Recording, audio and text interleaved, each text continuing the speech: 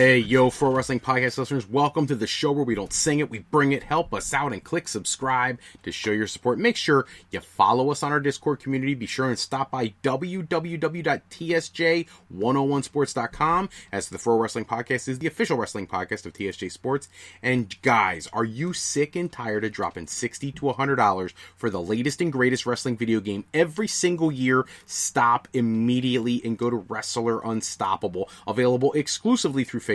Create your wrestler, sign contracts, get involved in storylines, headline pay-per-views, even build your own corporation, all included in Wrestler Unstoppable, available now to all Facebook users, totally free. If you want to become a member of the Pro Wrestling Podcast family and want your name in the shoutouts, then check out our Patreon page at patreon.com/Pro Wrestling Podcast. Sign up today, be like Mike and Lansdale, and be a supporter of the show. Don't forget, we have loyalty rewards. Anyone who contributes $15 a month gets to co-host an episode of one of our live shows. And for our $7.50 a month contributors, you also get entered into a drawing to co-host an episode of one of our live shows. So, hello everybody, welcome to this live episode of the Pro Wrestling Podcast. It's been a little while since we've done one of these live. We'll be taking questions, comments, anything you want to talk about. You want to touch on the day's news, you got a comment for us, put it into the chat feature of whatever streaming service you're using to get this show, and we will get to your questions right away. If you want to shoot us a question for a future show, or you have ideas, concepts, things you want us to cover, send those into the Pro Wrestling Sound Off line at 267-642-1160, where you can give us your questions, your comments, anything you want to talk about in our Talk to Text service. Check that out today. Don't forget, head over to the homepage of the Pro Wrestling Podcast at frowrestling.com, where you can preview all the topics that come to our show and come up with those questions, because we'd love to make you guys a part of the experience. So, today, it's been a little while since we've had one of our live shows. We want to jump right into today's news. WWE and All Elite Wrestling both having the opportunity very soon, possibly, to have shows run with fans in attendance in Florida. The governor of Florida has announced his reopening plan. This COVID-19 stuff has been off the chain, changed everything in the world of sports, but his new plan has a multi-phase, multi-stepped implementation, and part of that plan is the 25% rule, meaning in the opening phase, sporting events, larger sporting events, would be allowed to resume business provided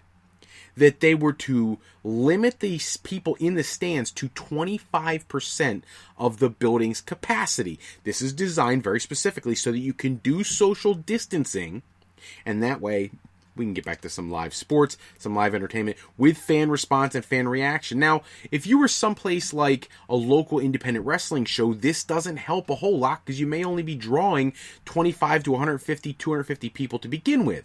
You start cutting down your attendance there, and it's not even cost effective to run a show. But when you're talking about WWE or AEW, you're talking about the opportunity to have a huge 15, 20,000 seat arena, and you can still put in 5,000 people. And I guarantee you, with all the time that we've been away from everything that we represent as being normal in the world of sports, people would jump all over that opportunity. As a matter of fact, I would argue that there's a good chance that ticket sales would actually be, at least on the secondary market, very inflated, because everybody wants to get out and get an opportunity to do something, and this would be a huge get for WWE and AEW and other sports potentially going forward. I know myself, as a huge fan of all different sports, I would love to see something like this implemented. Now, he has other phases of the plan as well that would see them open 50 and then 75 and eventually 100% of the seating at major venues. We'll have to wait and see how that plays out. But it is definitely very exciting that we have an opportunity to at least hope and dream something realistic that can happen while still adhering to social distancing and COVID-19 restrictions. And I know there's a lot of conjecture on whether or not they're necessary, not necessary. I always err on the side of caution. I encourage all of my listeners, think about that. I always hear people say stuff like, you can't tell me what to do. It's not just about you, man. If you walk outside and you kill somebody because you were bringing a virus and you were asymptomatic, that's a problem, So I'm saying, just for me, I am no problem staying in my house and watching the show on TV, but I really want some of the fans to be able to get back into that experience. So if we have to cut down the attendance by 75% to start, I'm cool with that, because at least somebody's getting to see it live. I get a better experience on television, and we get everything starting to feel a little more normal. Let's be honest. Some of those WWE shows, they weren't selling out to begin with, using a lot of blackout to make sure that people didn't know where people were and whatnot. And, we wouldn't have to do as much of that. Now they could creatively come up a plan to get people back into the stands, and that's something we absolutely need. In addition, the governor of Oklahoma, is also interested in professional sports, and he made mention of professional wrestling and mixed martial arts, which could also be a huge thing for Oklahoma. Let's be honest. Right now, there's not going to be a lot of places where you can go and open up a professional wrestling or mixed martial arts show without getting a lot of pushback. It's just not going to happen right now. So if you have an opportunity with some of these states, they want to come up with really innovative ways to bring professional wrestling and sports back into your world, I'm all in favor of it, so long as, I said, if they're going to be careful with how they do it. I don't want to see anybody get sick. I don't want to see anybody have any ill effects from professional entertainment.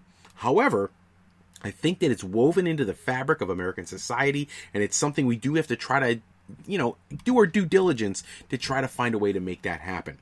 Just going to touch on a few more things tonight, because I don't want you guys to get all into this whole Florida and Oklahoma thing. It hasn't happened yet, so let's not hang our hats on it's definitely going to happen. And you got other people like Sami Zayn. He's not anywhere to be found on WWE programming, and apparently that's because he has his own concerns about the COVID-19 situation and does not want to appear. Now, it was made very clear that, according to WWE, anybody who was uncomfortable performing under the current situation would not be looked at negatively and were welcome to take time away from the business. Now, the conflictory opinion is that Vince McMahon in his 70s has been at every single taping, and we kind of have a pulse on how Vince McMahon reacts to things. If he can do it, he feels like everybody can do it. Now, I'm not going to say whether I agree or disagree with Vince McMahon. What I'm going to say is that you have to respect someone, and we're talking about the current Intercontinental Champion. You have to respect a guy for sticking to his values and trying to, be safe, but also try to be entertaining. I honestly would put him into a role where he could be at home and be seen on television using The Bump or the other shows that they have on the docket to get his face and exposure out there, but not have to make him come in and wrestle. Look, I love it that there's a lot of WWE talent that wants to perform. I'm sure there's a percentage of WWE talent that doesn't really want to perform, but is really looking for their piece of the pie, and they're performing because they want to move up the card. Kudos to them. I just hope they're doing it for the right reasons. But right now, if Sami Zayn doesn't want to wrestle, he's an incredible talent. WWE needs to be smart about this. Do not give him any heat for this, and just let things calm down as they go along. Same thing with Roman Reigns. We've been talking about Roman Reigns for a month now. People have been worried about, oh my gosh, is this going to result in him getting let go from WWE because he doesn't want to come in and perform while COVID is going on. COVID is going to be going on for a long time. So people can't be upset that a man who has 2 new babies, he had twins, that he doesn't want to take a chance on exposing them, or his elderly grandparents, parents, people of that nature. And that's a great, large, very well-connected family. You don't want to take a risk. So I respect Roman Reigns for that. And, if there's not going to be any negative backlash for him, which it sounds from WWE like there's not, then I hope they extend the same courtesy to Sami Zayn and any talent that chooses not to perform right now. Speaking of talents not performing, Cody Rhodes out today doing this Q&A thing, and the topic of Zack Ryder and Heath Slater came up, and he shot down both of them. He talked about no on Slater, and then when it came to Zack Ryder, he has a great relationship with Zack Ryder, but he said it can't be the all friends wrestling, referring to the initials AEW, and who he can bring in, who he can sign. And I get that to a degree, but everything that he's put out in the media, specifically about Zack Ryder, has been nothing but positive, complimentary, talking about how incredible of an athlete he is, his dedication to the craft, and how he deserves a bigger piece of the pie. And if all those things are true and you're not just feeding some line for your buddy, then step up to the plate. Because I saw somebody talking about, there's certain characters in All Elite Wrestling that we really could probably do without. I'm not trying to knock their product, because I love their product. I think they have the best product out there right now. However, There are definitely people on the AEW roster that if they were never seen again, the wrestling world would be just fine. And I'm not saying that from a malicious standpoint, I'm just being honest. If people would forget about certain people very quickly. And instead, you have a situation where Zack Ryder is a known commodity. Now, you bring in Brody Lee, you bring in Moxley, you bring in people like that, Matt Hardy. Zack Ryder is a name in the wrestling business, someone who can garner attention, and a lot of the AEW audience, from everything that I've understood, is really attuned fans, people who understand the business. And if that's truly the case, then those same people know that Zack Ryder is a lot better than he was portrayed on WWE television, and that he deserves another opportunity someplace where someone would actually give him a chance to perform up to his level. Look at where that guy's gone, all he's done to better hone his body, to create an image for himself, and an online presence, and the internet champion, and all these things. I think he deserves a shot. Now, can he get the shot over in Japan? Maybe, perhaps. But they're shut down right now, too. All Elite Wrestling is actually putting on shows, so I think that's why fans would love to see him go there, and I would, too. Impact Wrestling's another option. Ring of Honor is not. Ring of Honor is shut down through June. They're not doing any shows now through the end of June because of COVID-19, so we're not going to be seeing any new product from them.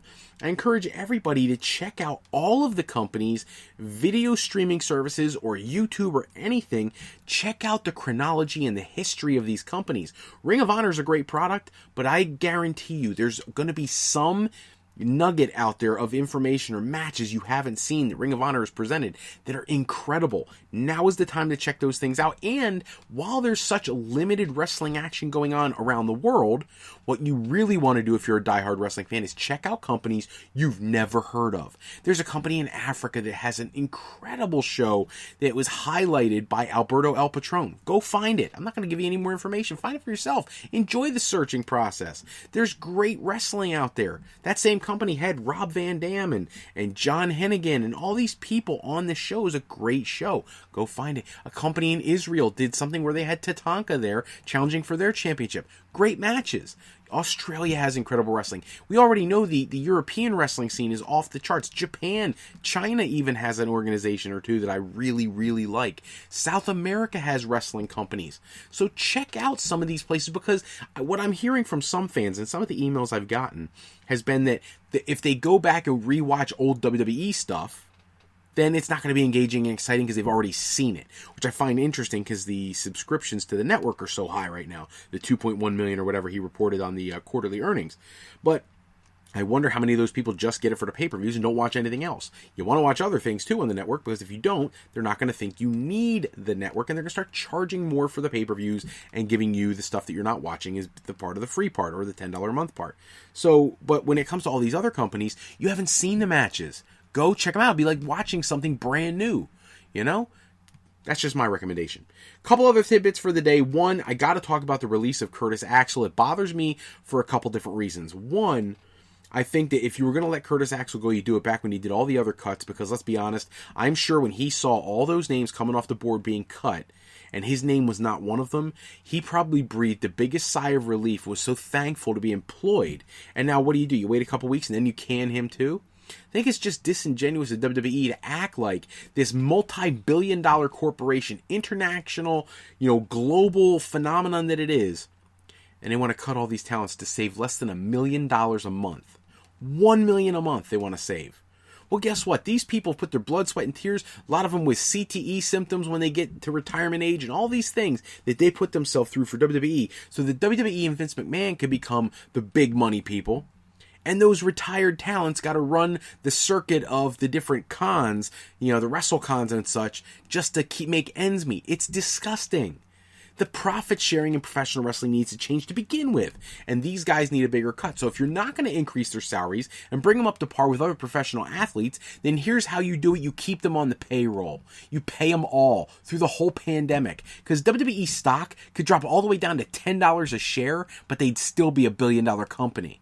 Okay, multi-billion dollar company, especially with their global reach and all their products and merchandising and t-shirts and video distribution and all the stuff they have, they're going to be just fine. You know who might not? Some of the talents right now that are struggling to make ends meet. As a matter of fact, if WWE was really smart, and I mean this, they should go out to the independent scene, not only retain who they already have, but increase their talent pool like never before. There is a plethora of talent out there on the independent market dying for an opportunity. You give them a downside guarantee, make them come in once a month to perform on one of these WWE NXT shows or whatever you want to put them on. Make them an extra on Raw or extra on SmackDown just to get a taste of them and to lock up talent.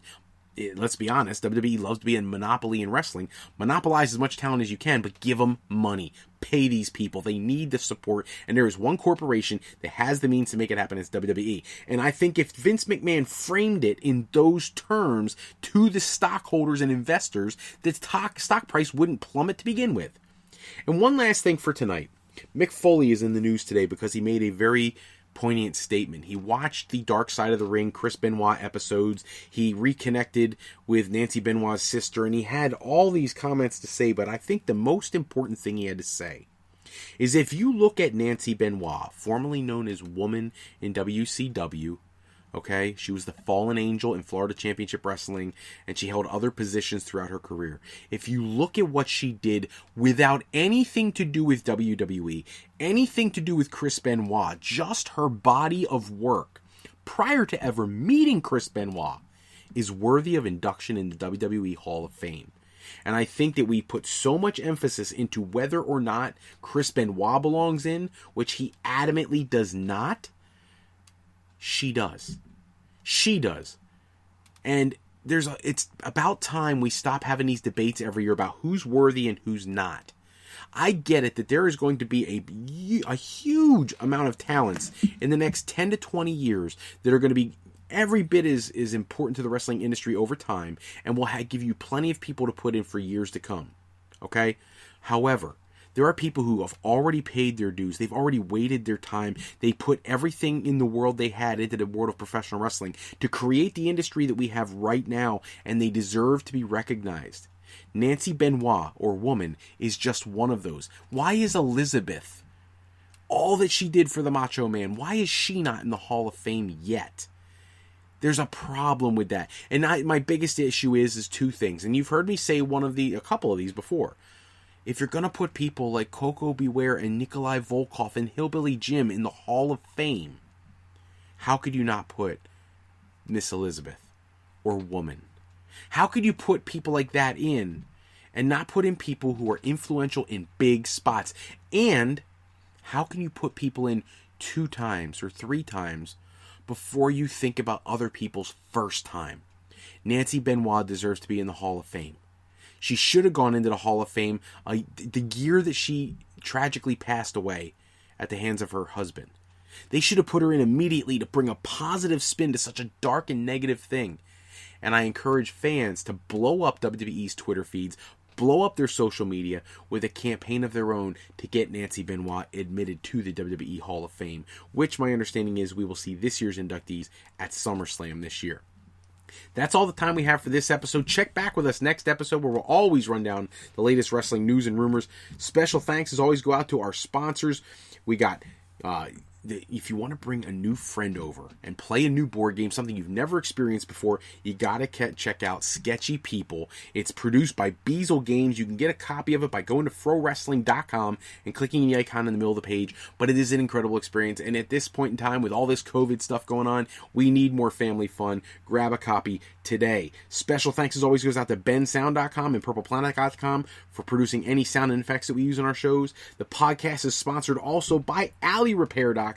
Contact Alley Repair today for servicing of all your classic skee-ball, pinball, and arcade game needs. If you're looking for your next career move, you're considering college, university life, you just need some formal training for your next career decision, go to our sister website at frolifeplanning.com for all your higher education needs, as Fro Life Educational Planning is for today, for tomorrow, and and for life with Fro Life. I'm Fred Froelich, better known as Mr. Fro. I want to thank you for taking a few moments with us today.